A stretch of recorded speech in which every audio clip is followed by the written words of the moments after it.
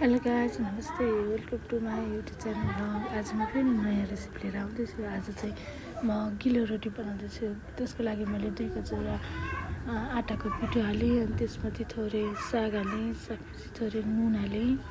अनि त्यसपछि मैले त्यो ब्याटरलाई राम्ररी गिलो पनि नहुने, धेरै गिलो पनि नहुने, धेरै बाक्लो पनि नहुने गरेर ठिक्कको ब्याटर बनाएको छु।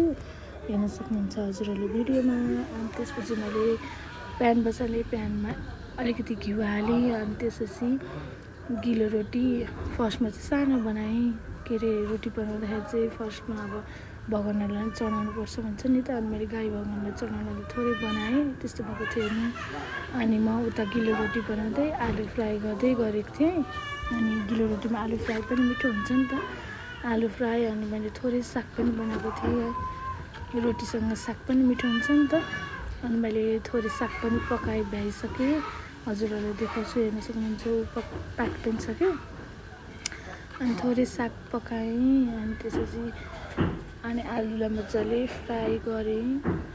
अनि हेर्न सक्नुहुन्छ रोटी त्यस्तो भएको थियो। फेरि मैले अर्को रोटी पनि हालेँ, गिलो रोटी। अब चाहिँ हामीलाई खानालाई बनाउनको लागि बनाएँ। अघिको देखाएको रोटी चाहिँ भगवानको लागि हो कि। अनि उता गर्दै गरेको थिएँ। अनि आलु पनि मजाले फ्राई हुँदैछ, हेर्न सक्नुहुन्छ। अनि अलि रातो भयो भने मिठो हुन्छ नि त आलु पनि फ्राई। अनि मैले मजाले फ्राई गर्छु, कि फ्राई भएको आलु छोरीहरूलाई पनि मिठो लाग्छ नि त।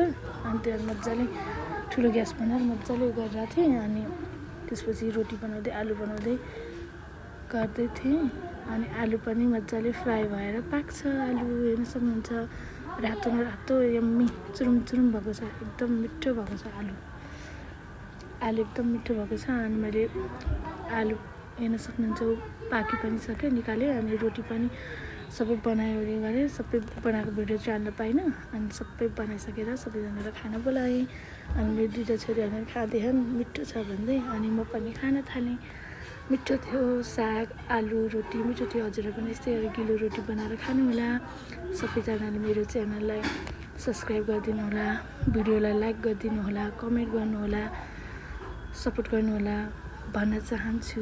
आजको भिडियो यति नै। फेरि अर्को नयाँ ब्लग ल्याउँला। बाई बाई, गुड नाइट भन्न चाहन्छु। बाई।